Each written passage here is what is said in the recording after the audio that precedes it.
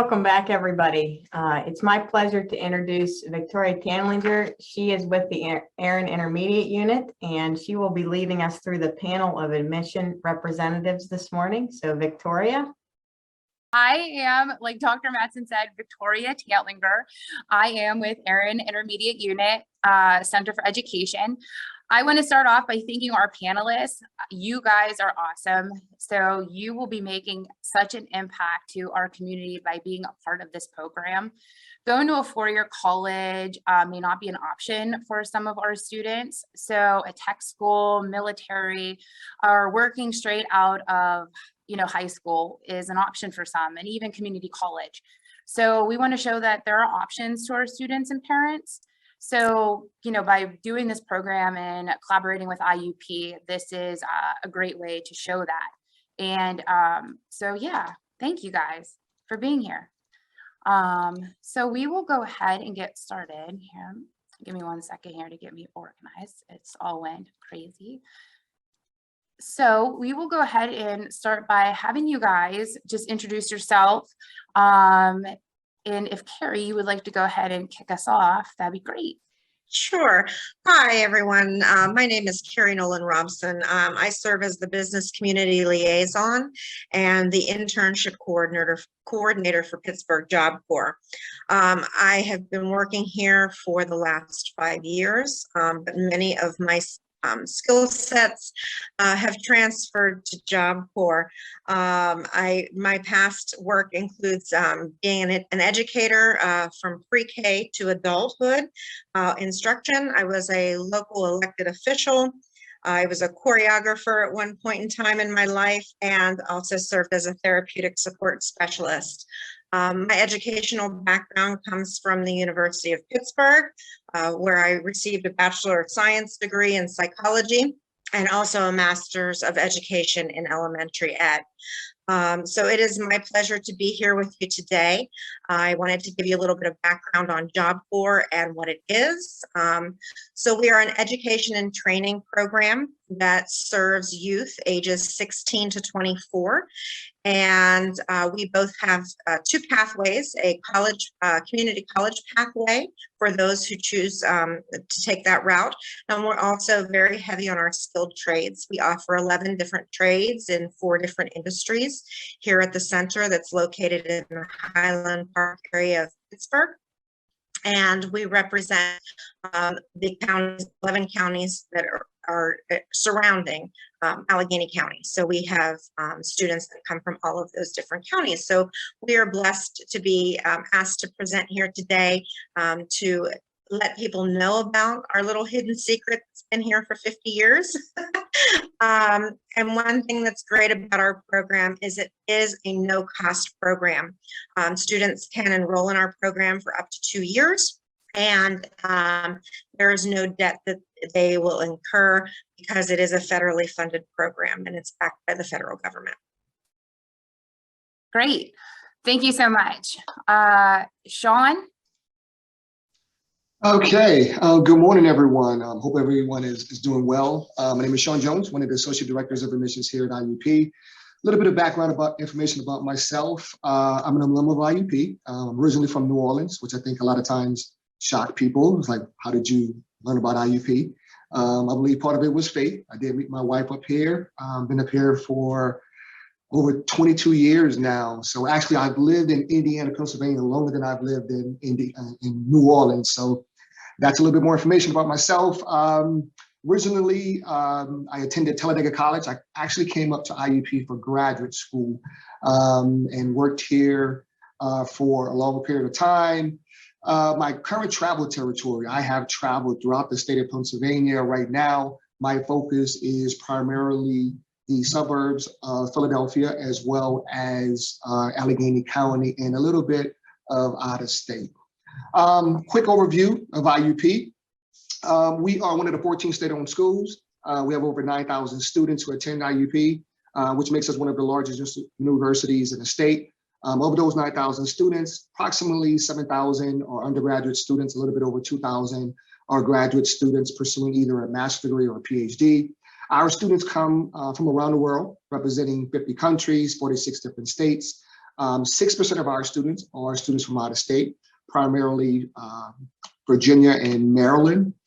Here at IUP, we offer over 120 undergraduate degrees, 70 minors, 30 certificate programs, 40 master's degree programs, 14 doctoral programs. All of these programs fall underneath 5 colleges that we have here.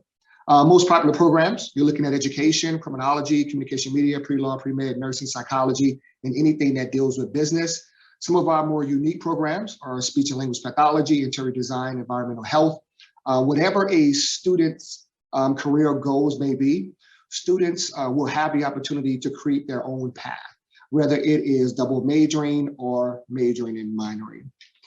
Our average class size, you're looking at is 30 to 35 students, student-teacher ratio 18:1. These numbers gives our professors the opportunity to get to know our students, and our students get a chance to know their professors. 98% of our classes are taught by full-time faculty, not graduate assistants. All of our professors have office hours. Despite the array of academic support services that we have here at IUP, if a student needs help, they will have a direct line to their professors. Also here at IUP, we believe in having our students learn by doing. And what that means is that we offer our students over 300 study abroad opportunities, over 375 national student exchange locations. So if a student is interested in doing a semester at the University of Hawaii or studying in France, we offer these opportunities. Opportunities that will put students in a position to be successful and be competitive in the workforce. IUP represents a gateway to opportunities beyond Western Pennsylvania, and that's something that we try to make sure that our students take advantage of. Each year on our campus, we host a number of job fairs.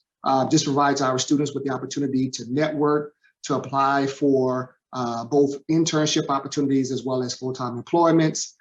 Each year, over 3,000 of our students will do internships. Our students have interned at some of the largest companies in the world, from Tesla to IBM to Disney, just to name a few.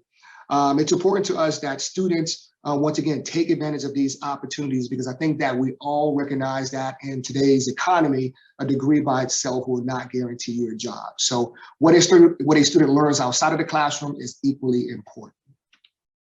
In terms of living on campus, we offer our students we have 11 resident halls on campus, 3 dining facilities on campus. All of our resident halls have Wi-Fi, laundry room, microwave, refrigerators, all of the comforts that a student would have at home. We also offer our students different living learning communities, which gives our students a great opportunity, excuse me, to make friends and to meet students with similar interests. How do we get engaged, or how do we engage our students in our student organizations? We have over 200 clubs and student organizations here on campus, as well as 19 Division II varsity sports. Our athletic teams are constantly ranked each year, with both of our men and women's basketball team having a great year. Our men's team's actually making the Final Four this past year, so we're very proud of them and their success. How do you apply to IUP? One of the most common questions we often get, 3 things you want to keep in mind.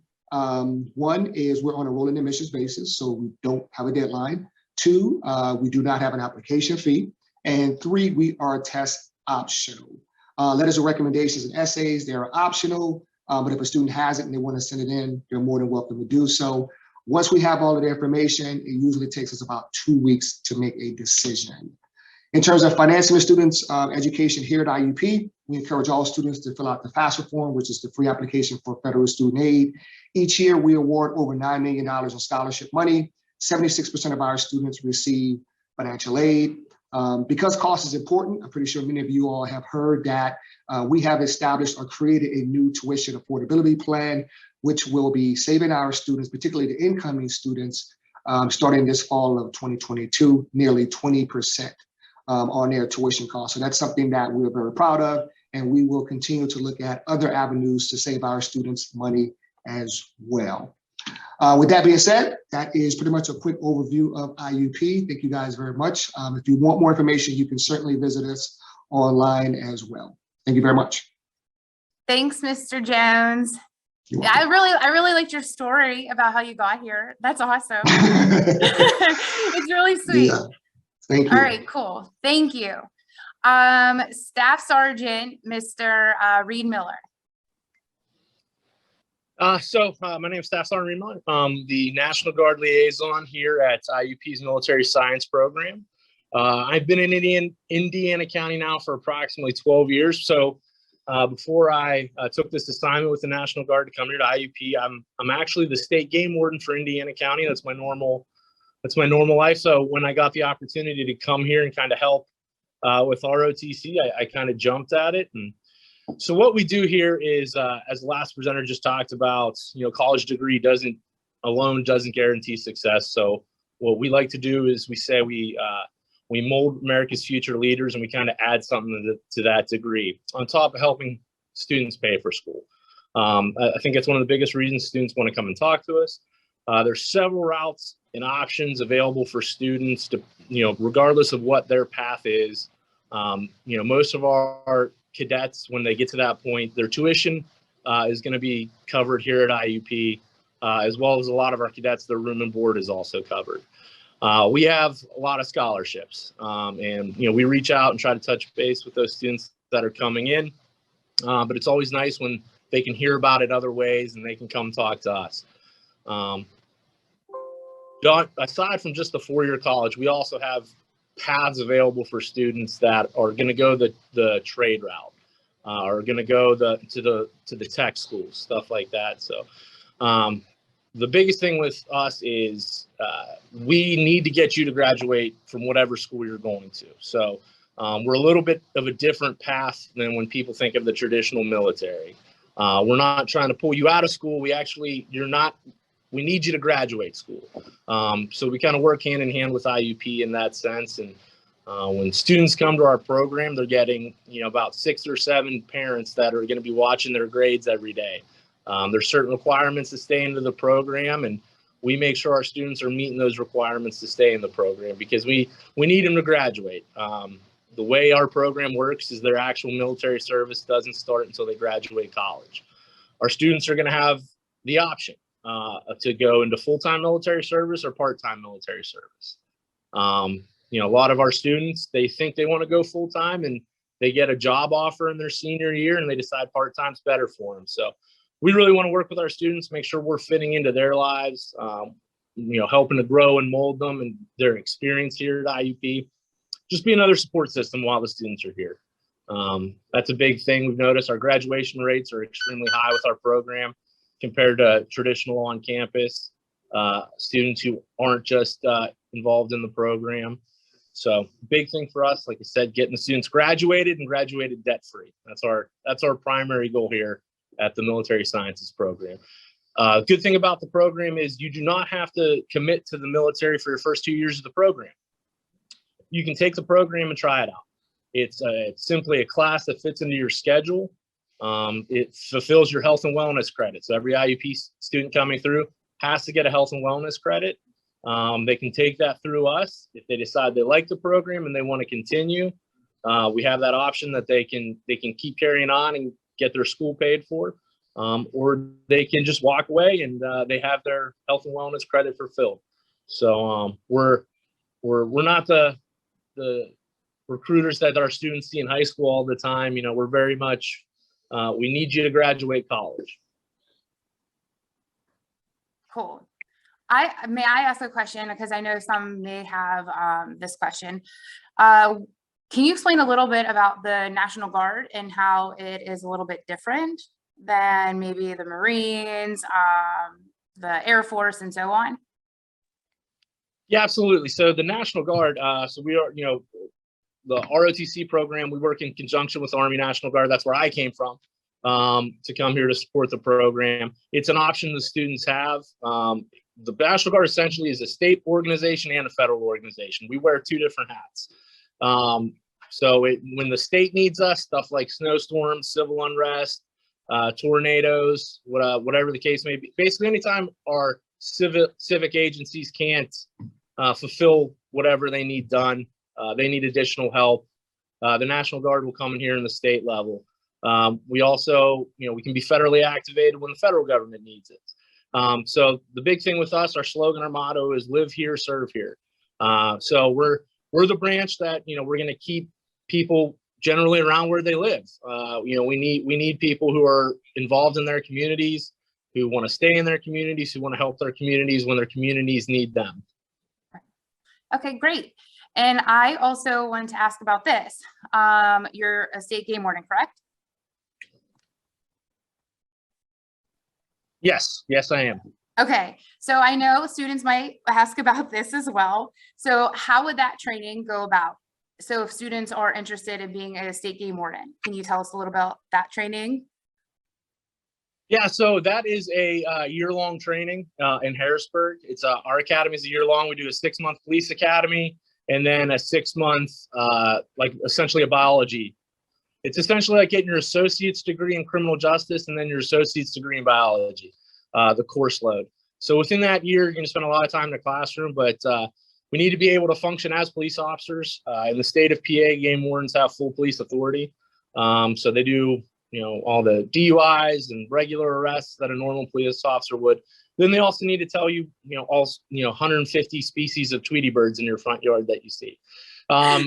Oh, it's very in-depth training. It's very rigorous, very worthwhile. I look forward to getting back to it one day. Whenever the Army, I'm just so important to the Army, I guess, that I'm here helping out. But yeah, that's what that's like. We require 60 college credits. We typically run an academy once every year or two. Academy sizes are about 40 people, but it's extremely competitive. I think there's typically on average about 2,000 people that will apply and about 35 to 40 will be hired. One of the beautiful things about, aside from a college degree, military experience definitely helped me. There's a thing called Veterans Preference Points. It gives you 10 extra points on your test. I needed all 10 of those points for sure. So, yeah. And can you explain what the difference is between a deputy and a state game warden? Yeah, absolutely. So our deputy game wardens are essentially a supplemental force to the district game warden or the state game warden. They can come through that route by, reaching out to their local regional office. They don't have to go away for training for a year. They're kind of trained on the job over the course of a year. They have to spend so many hours riding with a game warden, and their first year they can only work with their local game warden. It's basically my job then to teach the deputy how to do the job. They have to meet certain training requirements just like any other law enforcement officer as far as first aid, firearms qualifications, defense tactics, stuff like that. But we try to, the individuals who come to us are either working or going to school to be, they're deputies. They're kind of doing that to gain the experience for when they take their state game warden exam and to go that route. We understand that they got lives going on, so we space out their training. They spend 2 weeks in Harrisburg getting their formal training, and then the rest of the time they're just riding with me or their local game warden, and it's my job to teach them how to do it. Okay, great. Thank you so much. Okay, Mr. Ed Bowser. Good morning, everyone. My name is Ed Bowser. I'm the Workforce Development Coordinator for JWF Industries. Prior to assuming this role and responsibility, I spent 38 and a half years in public education. I started actually in 1980 at the Greater Johnstown Career and Technology Center, where I was an auto body instructor for 12 years. At that time, VOTEC was a comprehensive school, one of 3 in the entire state. So we had academics, vocational training, and also athletics there. After 12 years of spending it in the classroom as a vocational teacher, I transitioned into a guidance counselor. I was 5 years as a guidance counselor at the VOTEC, 1 year as principal. And then in 1999, I had an opportunity to interview for a position at the Forest Hill School District. I was a successful candidate. I was an assistant high school principal for 7 years. I was a high school principal at Forest Hills for 2. I was the assistant superintendent for 3 years, and I finished up as the superintendent of the Forest Hill School District for 9 years. A little bit about my education. I actually have a bachelor's degree from the University of Pittsburgh. I have a master's in vocational education from the University of Pittsburgh. I have a master's from Frostburg State University in guidance and counseling. I actually have a certificate for cooperative education from IUP. I have an administrative letter from St. Francis University for principal, and finally, my superintendent letter for Gannon. So And I've covered a lot of bases, I guess, in public education after 38 and a half years. My current role as a workforce development coordinator is I wear many hats. I actually supervise college and post-secondary internship programs. I have them with IUP. As a matter of fact, we have students in safety science that work here every summer. They interview here. I also work with PTI. We have welding students from PTI that are transitioning to full-time employment here. I do all the cooperative education coordinating with the vocational schools and with post-secondary schools. I monitor 2 state-approved apprenticeship programs, one in welding and also one in machining, so our welders and machinists can get their journeyman's papers after 4 years of successful completion of academics and training. And then I provide all the post-secondary opportunities for students, whether it's working with UPJ, Penn College, Penn Highlands. So we provide, right now we have a intro to business class for 14 of our students through the university, through Penn Highlands. A little bit about JWF. The company was actually founded in 1957 by John Polacek. It was called Johnstown Welding. In 1987, his son, Bill Polacek, bought the company off of his dad, and he started out in a 30 by 30 foot garage. And now he has now created an organization which currently employs 460 employees. Its physical plant is 1 million square feet of manufacturing space and subsidiary companies in 4 different states. So we have, of course, the main facilities here, which we have 4 plants in Johnstown. We also have opened up a facility in West Virginia, in Parkersburg. We just purchased a facility in Edenton, North Carolina, and we also have a facility in Baltimore, Maryland. We just purchased the Edenton, North Carolina facility where we actually repair the nuclear subs. Okay, and we remove the missiles, and we have a tower that we created. They pull them out, they refurbish them, and we put them back in. So it's really interesting. We just purchased that about 3 months ago. A little bit about training. We offer 2 different programs. We offer the traditional cooperative education program, which starts in a student's junior year. They go to an approved and accredited vocational school. We bring them in, go right now in April, and we ask the cooperative education coordinators and also the instructors to select their students. They come in and they go through a formal interview process. So we bring our career leaders down, we bring our project managers down. They come in with their resumes, cover letters, dressed appropriately. They have to pass a weld test. If they're a successful candidate, we hire them over the summer through their junior year going into their senior year. We evaluate their performance and their technical skills, and then we successfully transition them into full-time or into a cooperative education position their senior year with the hope that they'll transition into full-time employment. I talked to Mike McDermott yesterday because I wanted to make sure I was allowed to announce this, but we just worked with Indiana County Career and Technology Center and the Pennsylvania Department of Labor, and I'm proud to announce that we will probably be one of the first high schools companies in Southwest Pennsylvania to offer a high school welding apprenticeship program, which is a pretty big deal because what they'll do is their seniors in their sophomore year will actually be infused with the curriculum from Penn College and also from Penn Foster. So they'll take the modules, they'll go through the process of, infusing the curriculum, learning the basic of the curriculum for our welding students, and then they have to pass specific tests.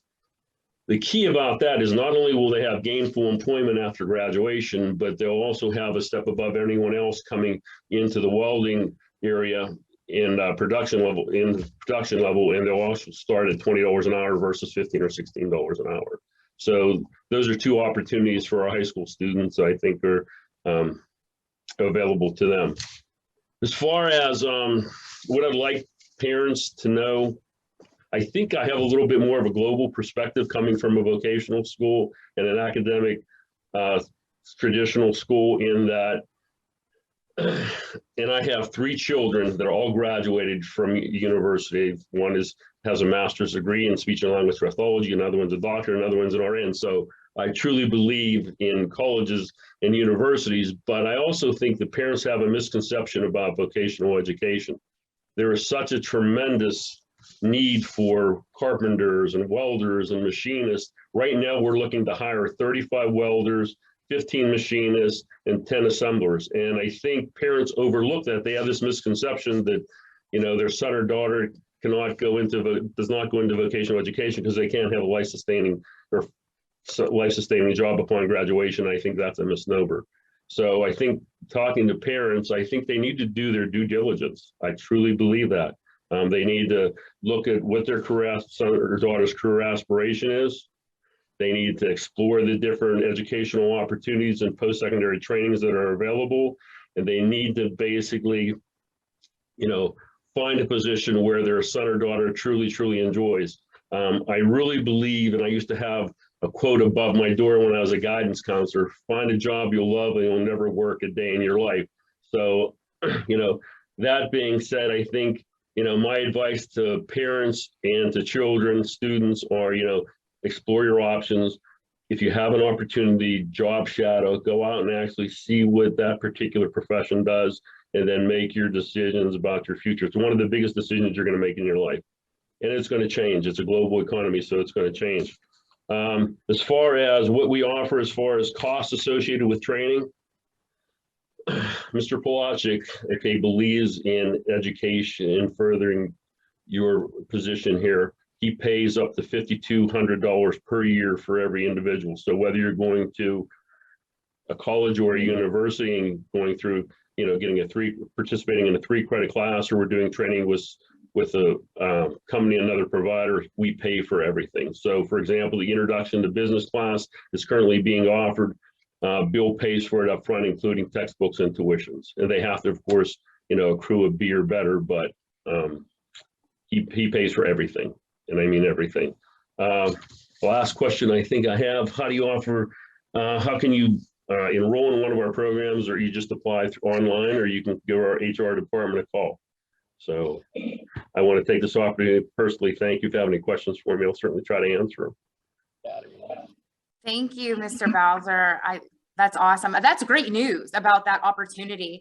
I mean, I think we're going to start seeing a lot of schools do that, but to have that there in place for students to have a job coming right out of high school and have that piece of paper, that certificate to fall on it's life-changing, especially for students. So that's awesome.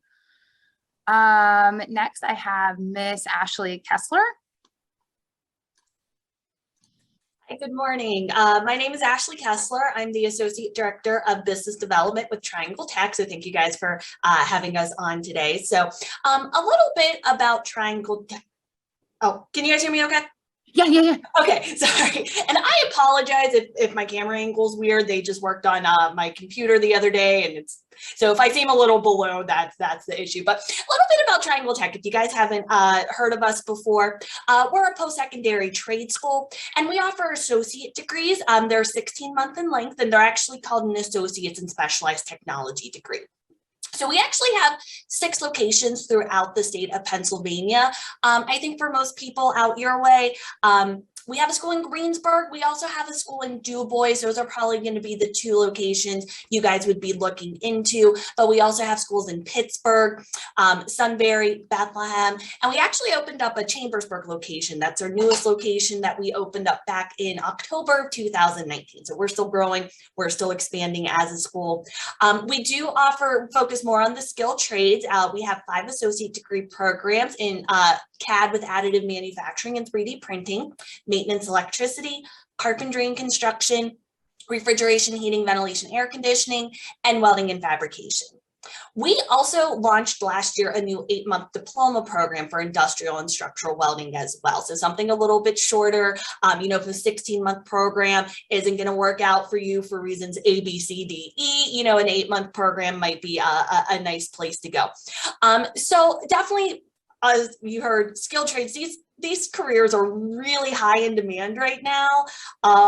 And I kind of see that being a trend. We already heard a little bit. I mean, people need these options, these workers right now, and I just see that growing and expanding. And they're essential too. COVID happened, and the skilled trades duties were deemed essential during lockdown. So it's a really good time to be looking into these options. So how we kind of work, just to kind of take you to the process of if, somebody was looking into post-secondary training into our schools, what does that look like? How do you go about that? So first, I want to make it very clear, you do not have to have any previous experience to come into our program. So even if you're saying, I'm interested in being an electrician, but outside of turning the light switch on and off, I don't know anything.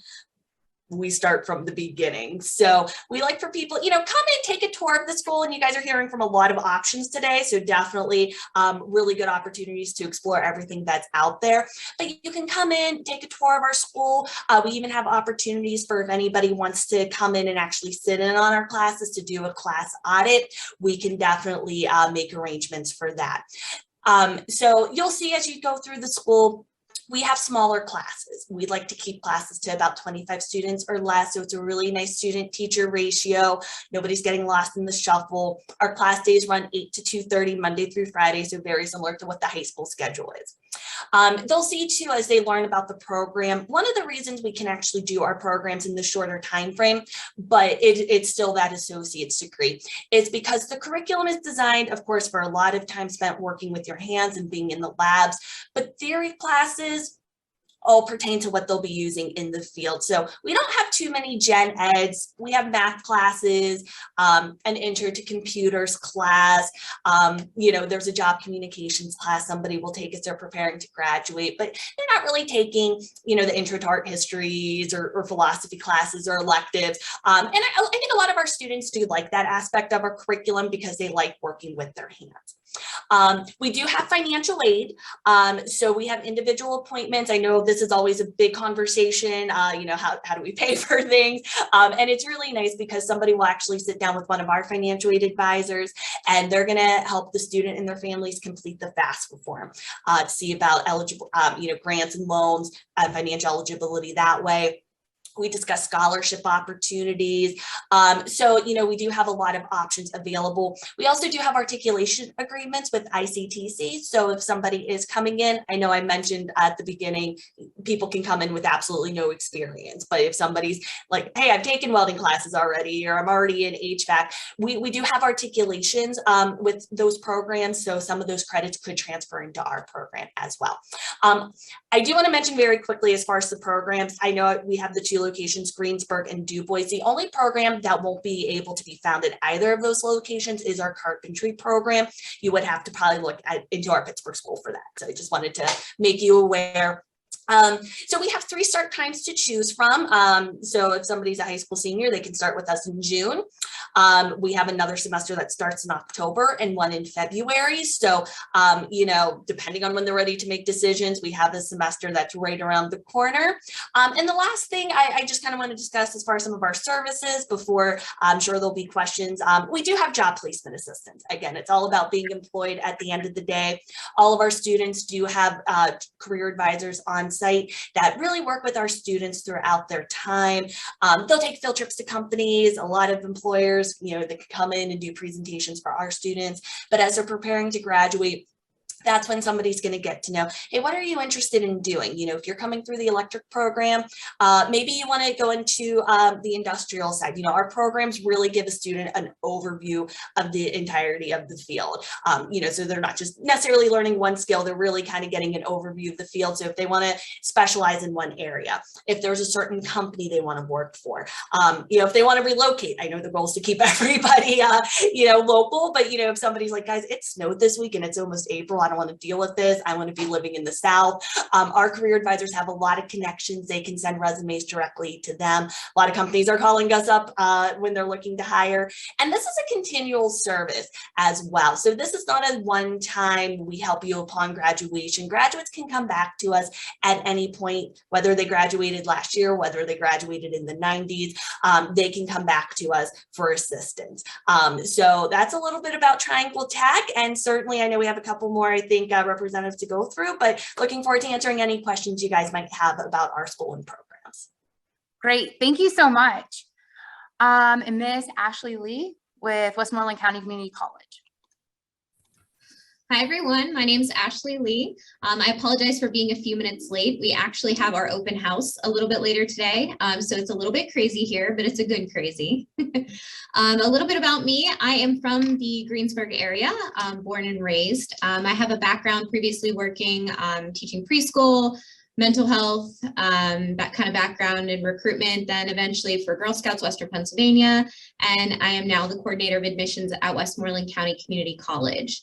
I did my collegiate work local as well. My undergrad is from Pitt at Greensburg in psychology and education, and my master's is from Seton Hill University. I have an MBA in management. A little bit about Westmoreland County Community College and what we kind of do. So we have 7 locations, including our Public Training and Safety Center and our Advanced Technology Center. We serve 3 counties, so Westmoreland, Indiana, and Fayette County. We have a lot of great pathways that we're really proud of for students to either make the choice to do a certificate, a diploma, or a degree with us, and then go into the workforce, or do a year or 2 with us and continue on to a 4-year college or university to complete that bachelor's level degree. So depending on what they want to do, we have a lot of kind of, unique different choices for students. Some of the things that I think are unique about us at Westmoreland. So I mentioned our Advanced Technology Center. So that is where our HVAC, welding, additive manufacturing, plumbing, all those trade kind of programs are housed, which is, again, as we've already talked a little bit about, obviously a high in demand field. Down at our main campus and our education centers, we also have, of course, our liberal arts transfer degrees. We have culinary program that is really great. All the kind of programs that you think of as far as, business, psychology, English, things like that. But we also offer all the health professions. One I love to highlight is our dental hygiene and assisting programs, as well as our nursing program. So a lot of great opportunities for students to, get that training and kind of go into those high demand jobs in the health professions as well. Another one to mention is medical healthcare management, because as we know that billing and coding is really high in demand for the health professions right now as well. We do have small class sizes, so typically 14 or 15 students in a class, which is really great. We do have rolling admissions. I know some others have mentioned, so students can start in whatever term works for them. We do have multiple start dates for fall, spring, and summer terms as well. So students can kind of jump in, when it works best for their schedules. We do have over 40 programs that can be completed completely online, but if a student would like to do the remote or Zoom option or come in person for classes, we have a lot of flexibility and options that we offer for most of our programs with options with that. Obviously, our in-person programs, some more hands-on programs like health professions, our trade programs, and culinary, it's a little tough to do those remote, but there are some options with some online courses within those programs as well. So something that I hope that students or wish that students and parents knew is the cost savings that's involved with coming to a community college. We like to say that we are low cost, high reward. So students are, able to work while most of our students work while they're coming to school. We do have those financial aid options. We have a lot of great scholarship options for both graduating high school students as well as a lot of non-traditional students because we are split population. So we have students that are coming right out of high school or currently in high school and taking college credits with us, all the way up to people who are looking to make a career change or want to come back to school in their 60s and even 70s sometimes, which is really great to see. We do have an awesome student life and National Junior College athletics option, so great ways to get involved on campus as well. So that's something that I wish that more students and parents knew, is that you get the full college experience when you come to community college. We don't have the housing, so all of our students are commuting to campus, but you can get a chance to partake in everything that you would expect in a full college experience. And how do you secure a job? We have a wonderful career connection center. They do everything from mock interviews and building your resume, all the way up through working with the workforce and business partners and different businesses that are looking to hire both in and outside of our area that we serve. So great opportunity. And again, that is a resource that is offered to students as they're attending here and then at any point post-graduation as well. Okay, great. Thank you so much. We already went through all of our panelists, and I want to say thank you guys so much. Ashlea, if you don't mind me asking, you said you worked for the Girl Scouts. Can you explain a little bit what you have done? I'm just interested, and I know probably somebody else is too. So I think it was really neat. Yeah, so prior to coming to the college, I worked for Girl Scouts Western Pennsylvania. I was a recruitment specialist for them for 2.5 years. So I had 4 different counties that I served, and I worked with all of the service units, which are kind of the overarching local government of all the troops in that area, right? So I helped them with recruiting events, as well as larger scale events for the council, to help them recruit girls and create new troops, and help with the larger scale events we had, surrounding the camps and things like that as well. And would that require a degree? It does. It did require a bachelor's degree. Okay. Yeah, and my bachelor's degree, like I said, is psych and education. So it lent itself to that as well. Interesting. Okay, cool. Thank you. All right. So some of you went ahead and answered some of the questions, but I'm just going to go ahead and throw some of them out there if you had not answered them. So one of them being, how do you secure a job after earning a degree or certificate through your organization? So I'll start off with that. Here at the Pittsburgh Job Corps Center, after our students complete their program, and it's different for each trade that they're in, we have a whole portion of our program that was called our Career Transition Readiness Phase that our students can spend up to 6 to 8 weeks in. And what they do in that particular portion of the program is they will update their resumes, have mock interviews, make connections with employers, look at different jobs, leads that may have come either from their instructors or some of our specialists in that particular department. And then they're looking for a job and they're interviewing. And so we pride ourselves, one of our goals is that every student completes the program with a career sustaining job. We also like to make sure that it also aligns with the trade that they're in. So for instance, if you are a culinary student, right, we want you to be going into culinary, either whether that's at a hospital doing dietary work and working in their food service, or whether that's with a catering company, whether that's with a hotel or a restaurant within that industry. We really don't encourage them to be working at Walmart. So we really look for what we call a job train match. And our department does a really great job of having high percentages with that happening. Sometimes when we have students who are under 18, it's a little bit harder to get those job training matches in certain industries because they are 18 years old, that they need to be in order to work in those particular industries, for instance, some medical, some construction. So those are usually the exceptions to the rule. But when we complete a student from the program, that is our goal. And one thing that is also very unique with our program that other programs that are designed and structured like ours is we stay with our students for a year after they complete our program to ensure that they're still employed should something happen, like a little pandemic, right? Yeah. And everybody is unemployed and out of work, especially in some of those hard-hit industries. That's where our career service team really kicked into play to help our students secure positions afterwards. So that's one thing that we do pride ourselves on, is we stay with our students a year after they complete the program. That's awesome. So then you do help them get another job, right? Okay. Correct. That's And then awesome. any other kind of resources that they may need as well. So, we know that the pandemic hit people hard with evictions, right? And the housing. So we have all of those resources that we can provide to them with our partners that we have formed over the years. And then, we do have female students that may have, started a family. And so, we can connect them with WIC and SNAP and those kinds of services as well with our community partners that we have again formed over the years. That's great. Is there, so say somebody comes out of high school, they come straight into the program.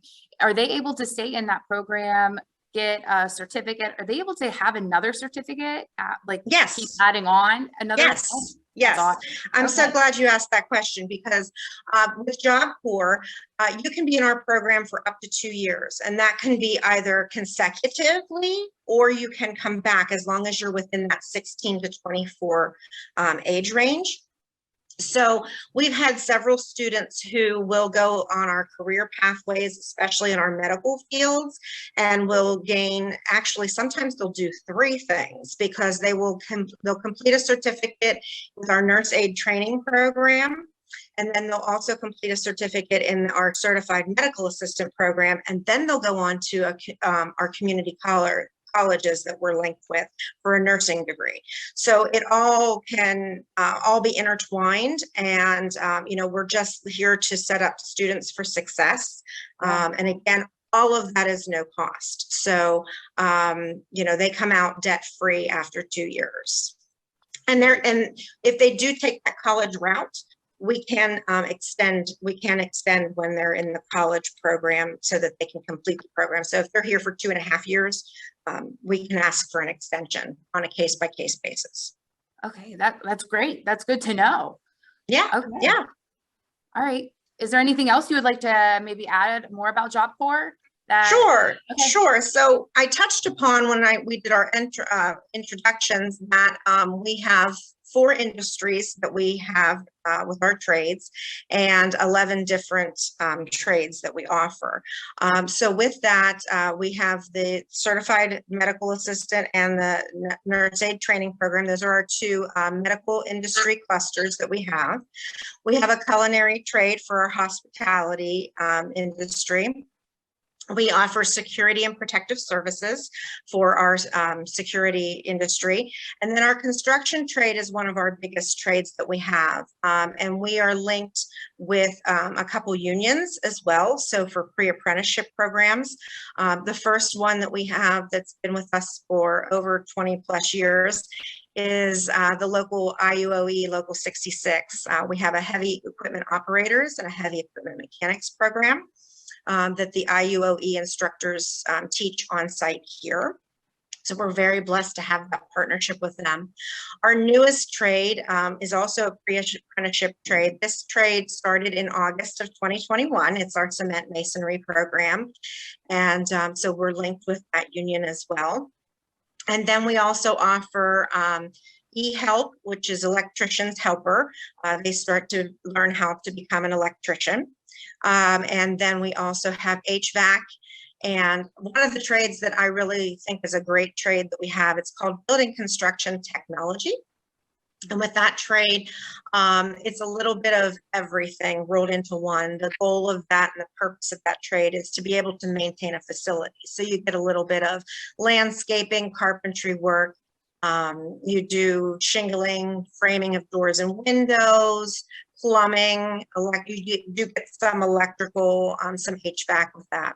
And then we have one advanced trade that we are the only one in the country to have out of the 121 job corps that are across the United States. And that's heavy highway construction. And we actually paired with PennDOT to write that curriculum. So we get students from all over the United States for that particular trade. That's great. That's So, awesome. yeah. So, all right, cool. So another one is, maybe you can answer this one. I'm going to throw this out there. I know some of them were answered, but what is it that you wish parents knew or students knew? I would have to mimic what Ed said of Mr. Bowser regarding don't underestimate the trades. And, we're seeing more and more, with the infrastructure bill that was passed. And, we've been doing lots of industry roundtables here on our center. And one of the things that was said in our construction roundtable was that in the next 10 years, there's going to be a mass exodus of people leaving the field because they're of retirement age. And so it's important to know that the jobs are there. And of course, as we've seen in the pandemic, the skilled trades were the essential businesses that made it through. So, that's something to really stress. If we've learned anything from what has happened in the last 2 years, is that, you know, it is a life-sustaining career that you can have with skilled trades. You can raise a family, you can have a house, you can have a car, and save money and do very well for yourself with skilled trades. So I would like to mimic what he said. It's just don't underestimate it, and you know, follow your student, your child's passion and what they like to do. Okay, cool. Thank you. All right, does anybody else have anything they would like to maybe throw out there on last minute things with the costs? Last minute concerns? No? Maybe any of the Tammy? questions that they didn't get the opportunity to answer? Can you throw some Um, of those questions out there, Victoria, for, I think Shawn and Ashley Lee and maybe Ashley Kessler, maybe even Carrie did not get to, maybe Chris too, did not get to answer all of the questions. Am I wrong? I don't have those questions in front of me at I the was in, moment. yeah, they were answered all. Let's see, please provide an overview. Yeah. How does your student enroll with your organization? I know that I touched on the application process in regards to, you know, parents. I second, third, fourth, fifth what Mr. Bowser has said as well. You know, as a four-year institution, one of the things that I would hope that parents would understand, and students, I guess, as well, is understanding, being realistic with their academic achievement in high school. I think a lot of times, for example, we have young ladies and some guys who want to go into nursing, but at the same time, don't like science. And I think that their students tend to see the end, but they don't see what it takes to get to the end and the work that you have to put in. So I think it definitely requires parents and students to do a little bit more research. You know, a lot of times I'll ask young ladies, tell me why you want to do nursing, but explain that to me without saying you want to help someone, because I can give you a list of programs that help people. And the blank on their face shows you that they haven't really done that research. And I think I would also probably suggest, you know, in terms of students, to make sure that they understand that everything that they do in high school, we're going to see. I mean, if I had a penny for every senior that tells me, I wish I knew then what I know now, I'd have done things a lot differently, not understanding that what you do in ninth grade is going to have an impact later on. Something that I mentioned to, you know, students that I talk to, try to find that best fit. Love to see each and every last one of you at IUP, but IUP may not be the school for you, and that's okay. But just make sure you do the research and put yourself in the best position to be successful.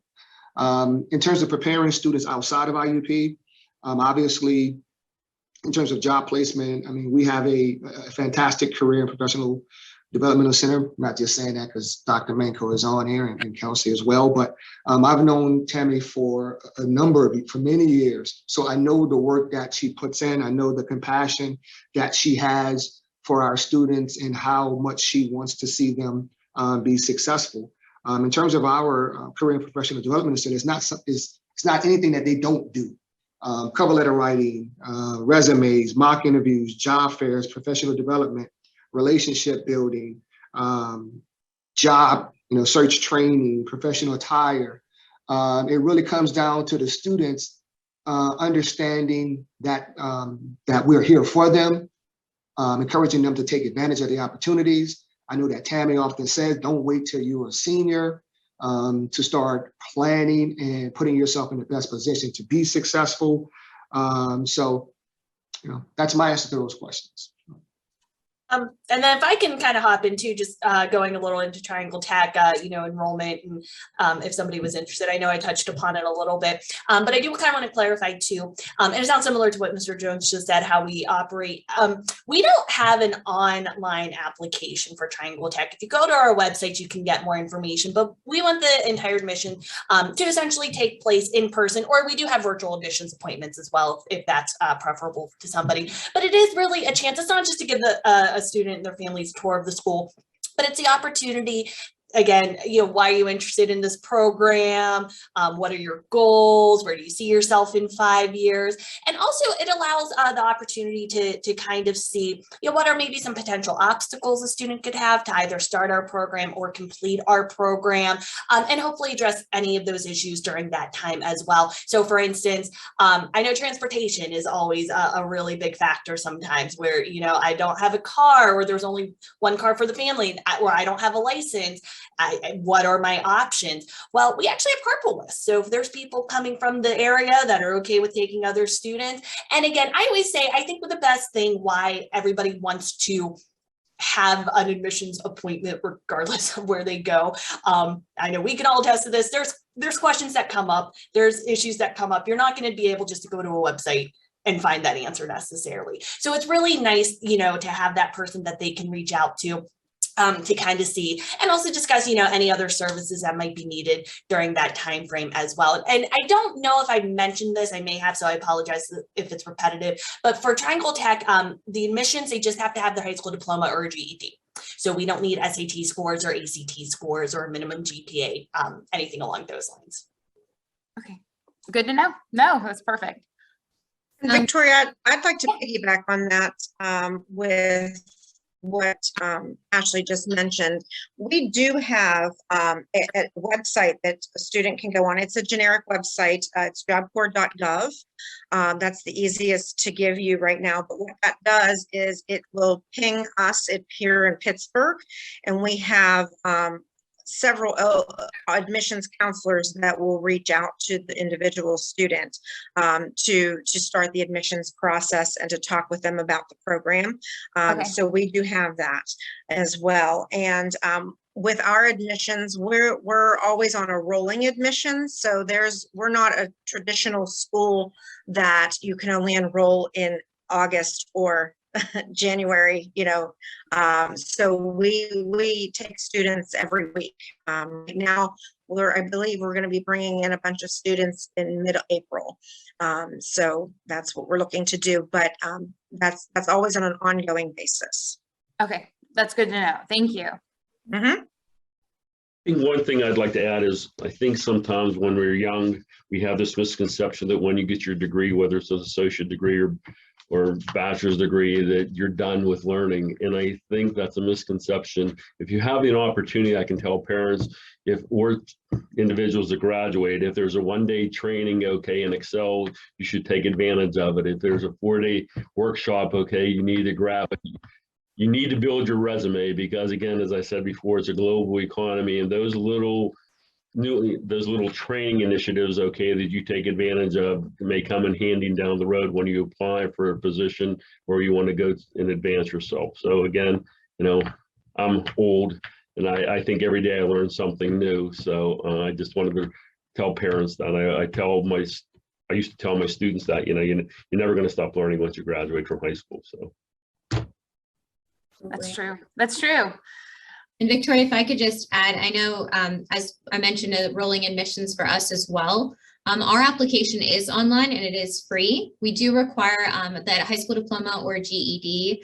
But then again, same as my colleagues here are mentioning, I think the biggest thing is recognizing that, we all meet students where they're at, right? And help guide through that career exploration piece, figuring out what pathway is right for you. And again, like it was mentioned, recognizing that there isn't one clear cut pathway for everybody. Recognizing the jobs that are in the area, what's a good fit for you based on your strengths, and recognizing, possible weaknesses as well. And not that a student cannot build and learn and grow from weaknesses, but understanding where is going to be a good fit for you as far as your education and your career path. Good. Thank you. And I'm going to throw this out there. That was a really good point on free application because some schools have the application fee. So is the application free for all? I'm going to just throw that out there for everybody. Yes. Thank you. The question was going in my head. I was like, okay. We're nodding our heads, but we're not answering. Yes. Okay, great. Thank you. Okay. I have a question for Staff Sergeant Reidmiller. You talked about a number of things, but I'm wondering if you would be able to address for students who are not planning to pursue higher education, at least not immediately, how they can go the enlisted route into the military. Yeah. Are you So able to, I don't know if you're able to share. yeah, absolutely. So that's, I mean, honestly, not every, we don't try to put round pegs into square holes. So when a student meets with me and talks with me or talks with one of my colleagues, our job is to kind of find out what their end goal is and figure out if we even have an option available for them to get them there. So we meet with a lot of students, and I deal with a lot of IUP students or high school students that are like, hey, I just don't really want to go to college yet right now. I don't know what I want to do right now. They don't want to lock themselves into anything. So we absolutely have the ability for them to kind of see the world or to go out and to gain that experience, that life experience that they need to kind of see other things. So, the enlisted route's a great option. There's a lot of benefits to it. It's how I'm still in the enlisted route. It kind of gives them a ton of options as far as whether or not they want to go to school. If they don't want to go to school, depending on what career they pick within the military, it's going to allow them to gain some skills that they're going to be able to put on their resume. So absolutely, we can still help individuals who kind of, they're not 100% sure what they want to do yet.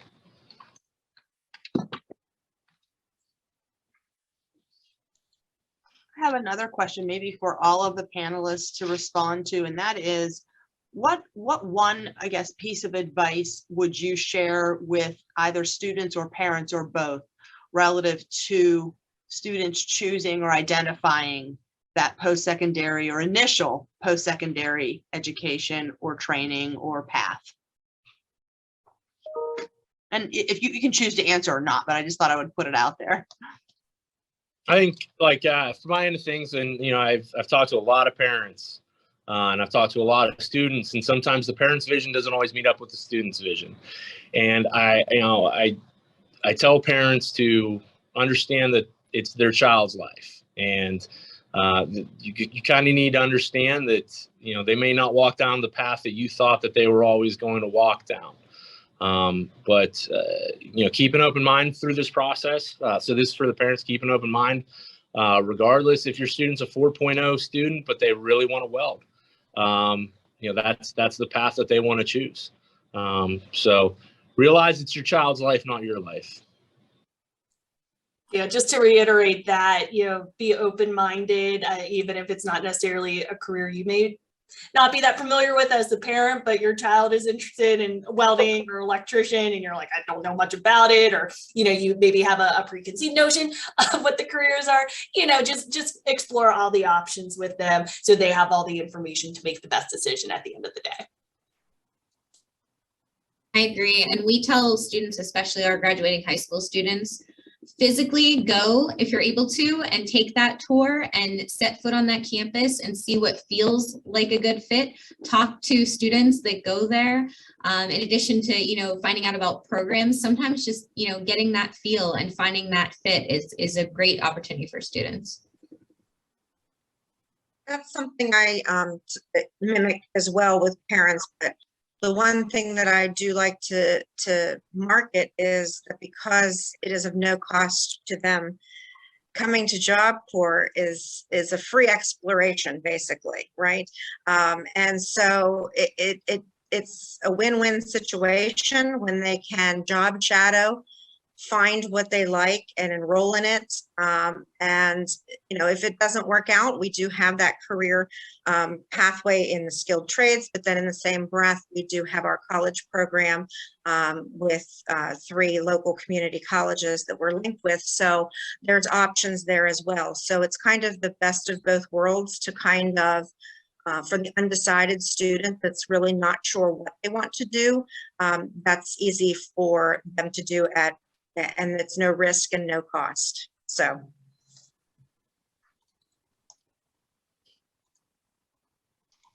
I mean, I agree with everything that was said.